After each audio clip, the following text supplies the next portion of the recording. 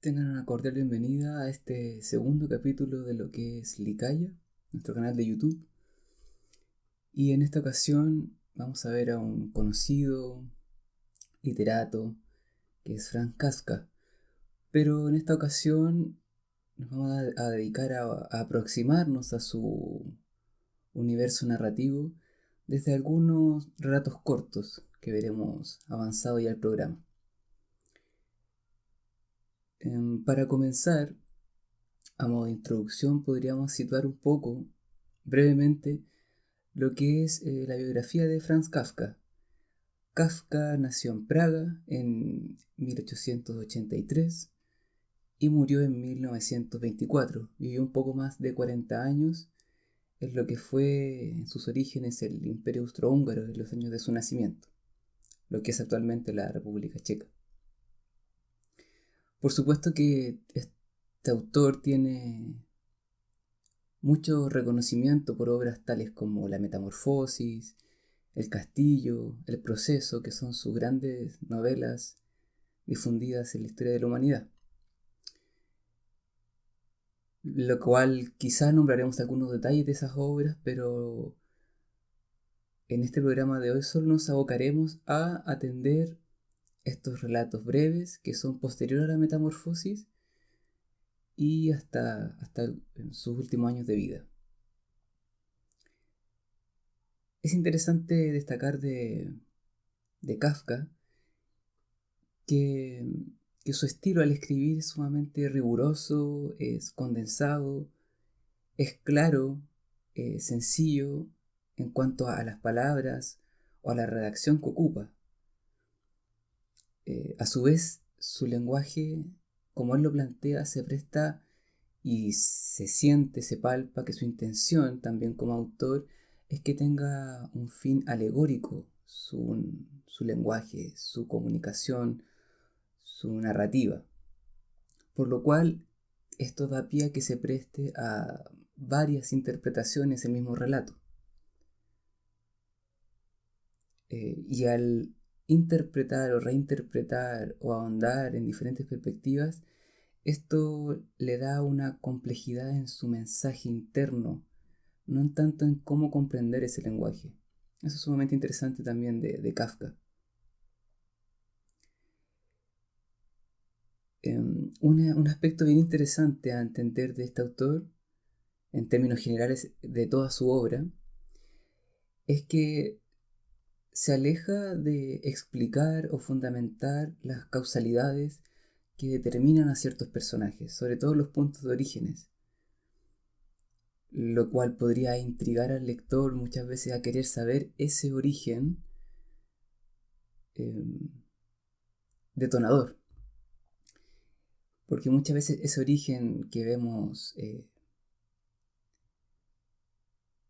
en la misma Metamorfosis, por ejemplo, donde el protagonista en algún momento despierta ya convertido como un insecto. En el proceso también lo vemos que se persigue al protagonista por una causa, por un motivo desconocido que agobia al protagonista. También lo vemos en otros relatos que vamos a ver más adelante, como El Artista del Hambre, el cual el protagonista es un ayunador que hace un espectáculo de no comer, pero no se explica a cabalidad qué circunstancias, qué cosas detonaron o confabularon para que esto fuera de determinada manera, sino que la causa no es lo fundamental, sino que qué se va haciendo con los efectos que determinan esa cualidad. Otro aspecto importante es que en el lenguaje que se ocupa es bastante, no en su totalidad, pero es bastante empírico al, al expresarse. Eh, es en relación a las imágenes, en relación a los acontecimientos que viven los personajes, pero a la vez, como es un lenguaje alegórico, se siente de que en la medida en que van plasmando esas imágenes o acontecimientos, también se quiere decir algo sutilmente de la interioridad del personaje. Como que eso va nutriendo y va dando pistas de lo que puede simbolizar, puede significar o puede estar sintiendo el personaje o la intención de la historia también. Por ello también Kafka se nutre porque ya estaba circulando, ya estaba rodando lo que fue el expresionismo. Entonces Kafka toma ciertos atismos, no es que sea netamente expresionista Kafka, pero toma ciertas pinceladas de expresionismo para en sus narraciones distorsionar, deformar la realidad hacia un lenguaje sugestivo, mucho más subjetivo. Se podría decir que en gran parte de los relatos de Kafka, incluyendo las grandes obras de él, como los relatos cortos, es como tópico esta tensión que se plasma en alegoría, por supuesto, en Kafka, entre el ser humano y la existencia, este conflicto de la existencia con el ser humano, que se utilizan diferentes elementos para construir un universo narrativo, que es el de Kafka. En este aspecto también es interesante que es un tópico de Kafka, no siempre, pero se da en ciertas historias, que ciertos personajes o el protagonista en algún momento muere. Y esto es interesante porque a veces muere algún personaje y es rápidamente reemplazado, rápidamente eh, sacado de ese entorno y es reemplazado como cualquier cosa, como un engranaje más que puede ser sustituido fácilmente. Lo cual de alguna manera alegórica quiere decir algo. Y también en la muerte de algunos personajes se ve que este hecho, que a veces es muy crudo y a veces es muy trágico o doloroso, también trae bienestar a los seres humanos que rodean al personaje o a los protagonistas, sea el público, sean sus compañeros de trabajo o sus familiares. De alguna manera trae un bienestar. Es como que sin la existencia de este personaje estaría mejor. Entonces, estas pinceladas alegóricas que se va dando en la narrativa de Kafka da a entender ciertas nociones de lo que quiere, de algo de lo que quiere plasmar. A esto, Albert Camus, un pensador francés ya del siglo XX, en su escrito El mito de Sísifo, habla casi al final de este trabajo, de este escrito, sobre Kafka directamente. Y citaré más o menos una idea que él escribe sobre Kafka, que dice a continuación: Kafka crea un universo propio, donde incita a releer. Sus desenlaces o ausencia de desenlaces sugieren explicaciones, pero que no se revelan claramente. A veces hay una doble posibilidad de interpretación, o incluso algunas veces más. Los protagonistas están en una persecución de problemas que no formulan nunca, les llegan, se les da. Y también los personajes, en especial los protagonistas, tienden a ser temblorosos o obstinados, apunta Camus. Cerrando algo de los apuntes extraídos sobre Camus, ante Kafka dice: Kafka posee una ambigüedad fundamental entre lo extraño y lo cotidiano. Y eso es muy interesante porque los relatos son en circunstancias, decirlo así, predominantemente muy cotidianas, pero en esa cotidianidad se incorpora lo extraño, estos elementos deformadores de la realidad. Está sumamente mezclado, es como una especie de limbo que no se sabe muy bien diferenciar una de otra cosa. Por este lenguaje que se le ha dado a Kafka, perdón, en este lenguaje que Kafka ha ido plasmando con una intención alegórica, que sea rica literariamente hablando, también por otra parte se le ha buscado, posterior a su obra, interpretar anclándolo a ciertas disciplinas, a ciertas teorías del pensamiento, como si él quisiera promover quizá este tipo de postulados, más allá denunciar qué tipo de postura se le ha tratado de anclar a Kafka o no, eh, el fin de este capítulo, en esta aproximación a Kafka, que posiblemente haremos en sus obras de cada libro ya más grande, algún capítulo en especial, pero en esta aproximación es justamente lo contrario, que es desligarse de eso y tal como apunta Camus y a lo que se quiere apuntar en este capítulo, que es leyendo a Kafka o releyéndolo, pero en el texto mismo de Kafka, tomándolo como literatura, como piedra angular, la literatura como eje, considerando que la misma intención del autor, Kafka también en algunos escritos plasmó que lo fundamental para él era hacer literatura. Si bien Kafka, además de ciertos atisbos de expresionismo, tiene tintes, si se le podría llamar de alguna manera, eh, leves de existencialismo, ya que se nota que hay una confrontación en su narrativa, en sus escritos, con la ausencia de sentido, la angustia, lo azaroso y sus consecuencias. En el caso de lo azaroso y sus consecuencias, por ejemplo, está el cuento, que no lo vamos a atender hoy, pero concuerda con el ejemplo de lo que estoy diciendo, del cuento El médico rural. En el médico rural, el centro de la historia se basa en algo que el médico tiene que atender en algún momento. Pero lo interesante es que antes de atender aquello sucede una circunstancia que en algún momento de la historia también es clave, ya que por algo azaroso, cuando el médico se va a atender esto, nota que algo sucede. Entonces, estas consecuencias del azar,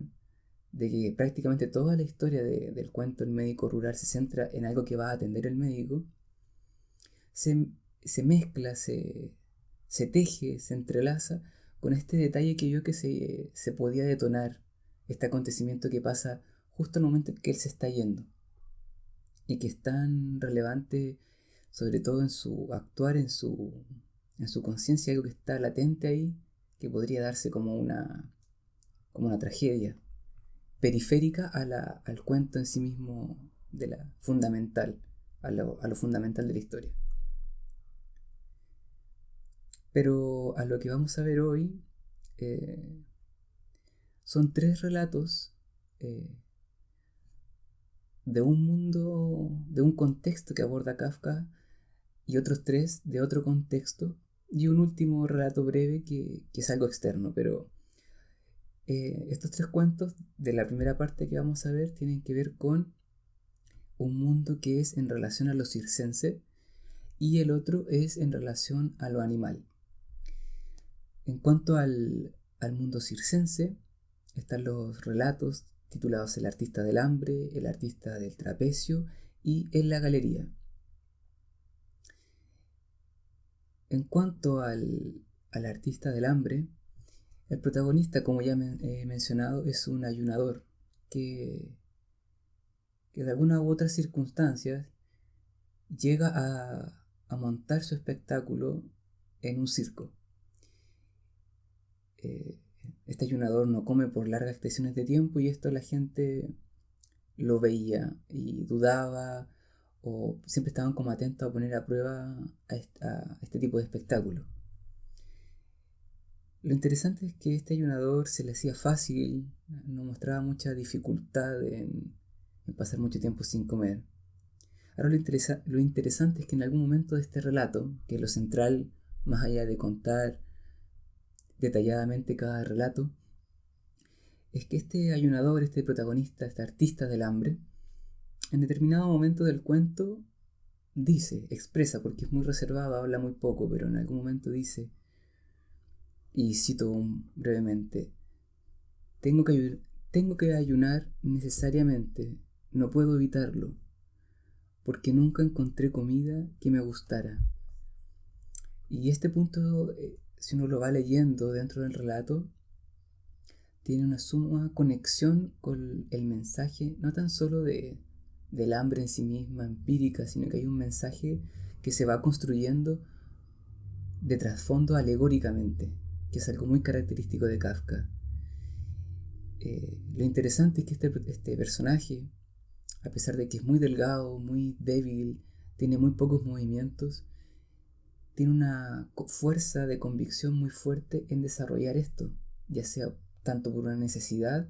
como porque ve que él tiene esta capacidad particular. Entonces se genera también esta ambigüedad de un ser tan degradado, pero a la vez con tanta convicción para hacerlo. Y vamos a ir viendo que a medida que voy contando ciertos detalles de cada cuento, hay cosas que se empiezan a entretejer o a conectar entre los relatos de algo de lo que quiere decir Kafka, como obra general.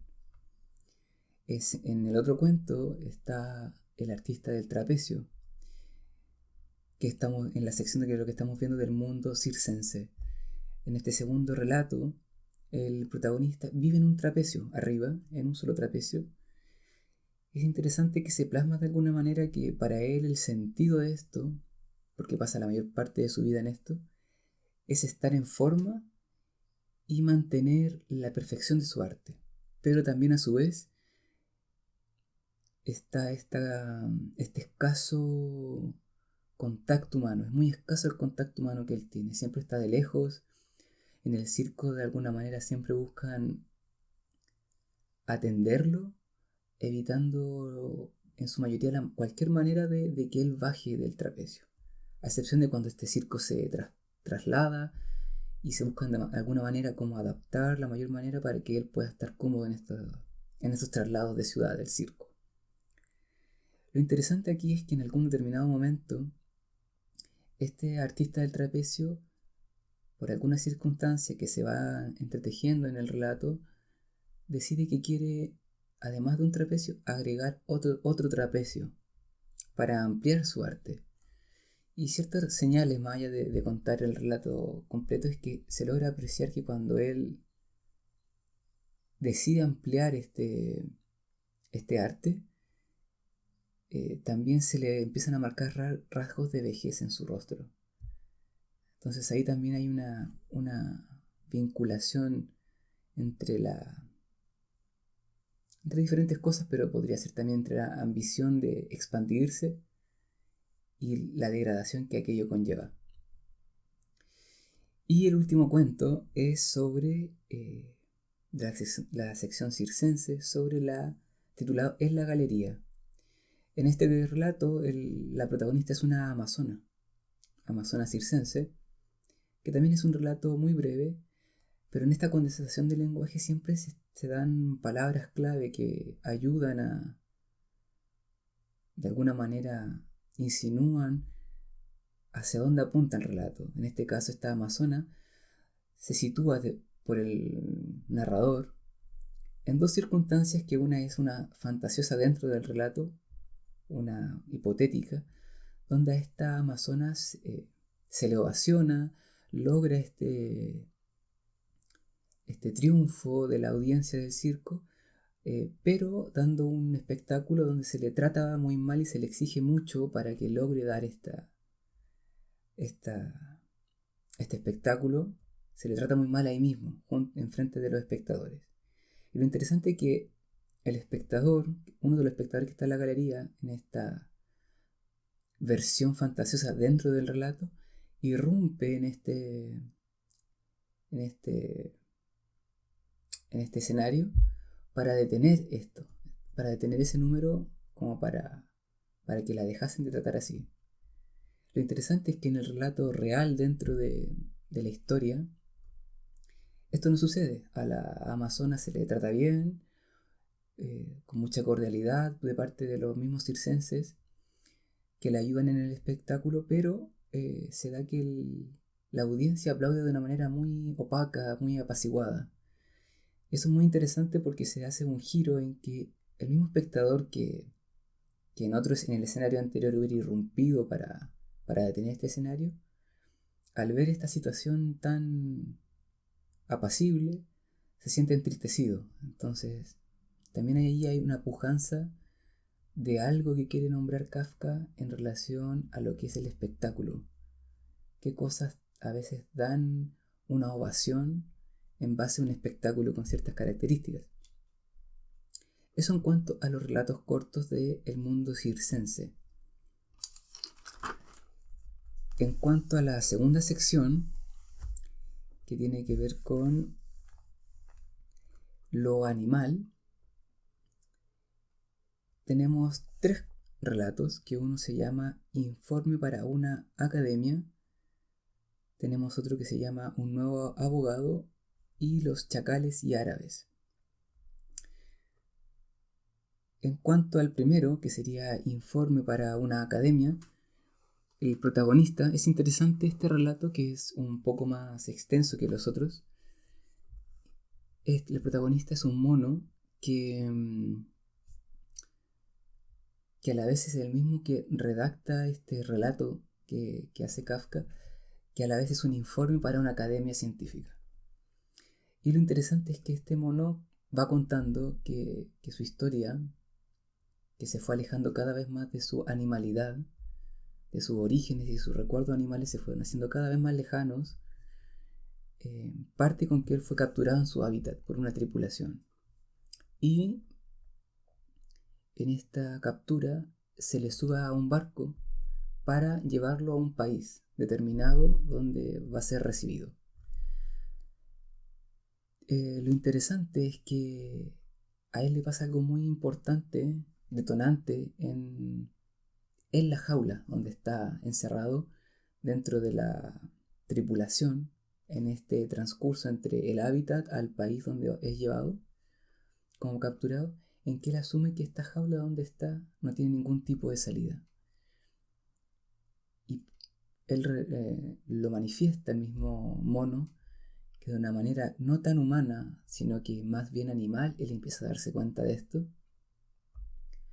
y nota que en algún punto no hay ningún tipo de salida en un aspecto empírico, que tantea la jaula que no puede salir, pero él siente que debe encontrar una salida, de alguna u otra manera, para vivir. Y esto es muy interesante en la medida en cómo se lo va contando Kafka para lo que quiere aludir, alegórica o metafóricamente. Y a esta necesidad por encontrar una salida, de alguna manera, para vivir, se empieza este mono a alejar cada vez más, como él mismo lo cuenta, de sus orígenes animales, de sus recuerdos, y se da cuenta que empieza a imitar a los seres humanos en sus comportamientos, a los que están ahí en su entorno en la tripulación. Y se da cuenta que los tripulantes, a medida que él los empieza a imitar, como a imitar esta humanidad de hábitos, empieza a tener un contacto distinto, empieza a tener una llegada, a obtener cosas diferentes a las que tenía cuando se estaba comportando netamente como un animal. Hasta que en un determinado punto, para contar aspectos generales que Kafka quiere ir pintando en cada narración que hace, en especial en estos cuentos cortos que son la aproximación de hoy, que este mono empieza a hablar y de alguna manera empieza a asemejarse o a parecerse en el lenguaje y en los hábitos a un ser humano. Y esto, a medida que se va acercando el trayecto de la embarcación, de la tripulación a este país, en algún punto asocia, a medida que empieza a desarrollar esta capacidad, asocia de que él no quiere terminar en un zoológico, más bien tiene claro que va a terminar entre un zoológico o entre estas exposiciones de animales exóticos, de reuniones científicas o de este tipo de cosas. Entonces él apuesta para no estar en un zoológico. Y por ello desarrolla mucho más esta capacidad de hábitos, de hablar, de comportarse como un humano. Y lo interesante es que logra de alguna manera su objetivo de esta salida y obtiene una vida media como animal ambiguo, que se le trata como entre animal y medio humano, donde asiste a expediciones científicas que lo analizan, que lo observan y mantiene esta vida media. Eso en cuanto a los rasgos como elementales de lo, más allá de contar el final o otras cosas, de lo que quiere plasmar el autor, en este caso Kafka, con este relato. Estos mensajes como tan están conectados entre sí en determinados momentos, entre los relatos que hemos estado conociendo. El otro cuento se llama Un nuevo abogado. Este relato es muy breve. Lo interesante aquí es que el protagonista es un bucéfalo que se hace llamar que es el caballo de Alejandro de Macedonia, de hace muchos siglos atrás, el cual se encuentra vivo, o sea, es un salto literario, alegórico de tiempo y espacio muy contundente, donde ahora es aceptado en la Academia de Derecho. Este bucéfalo, este caballo, está siendo abogado. Y lo interesante, más allá de contar más detalles del relato, es que este animal hace alusión, el narrador también, apunta a que ahora cabe, en esa época de cuando ya el animal está siendo abogado, hay que sumergirse en libros de derecho, de leyes, para estudiarlas, para no ser dominado por los jinetes que fueron de hace muchos siglos atrás. Y es como una pincelada que en un relato muy breve ahí lo deja, y lo deja como navegando en este lenguaje literario metafórico, alegórico, abierto para interpretación. Pero a eso apunta este relato del nuevo abogado. Y el tercer relato, en relación a lo animal, se titula Chacales y Árabes. En este, más o menos el protagonista es un turista,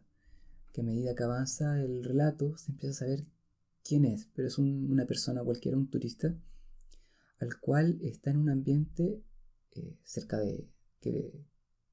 incluso esta especie de paseo es dirigida por árabes,